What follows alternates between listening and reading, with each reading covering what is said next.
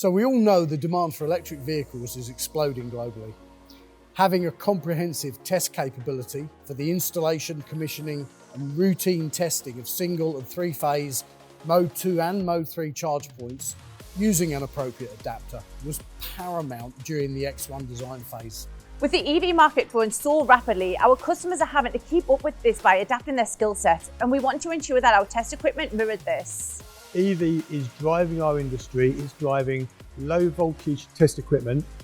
It is dominating the low voltage market at the moment, and it will do so for the next 5 to 10 years. EV charging is complicated. The industry is moving very fast, and the regs have changed frequently over the last 4 or 5 years. And so keeping up with that is vital when an electrician goes on site.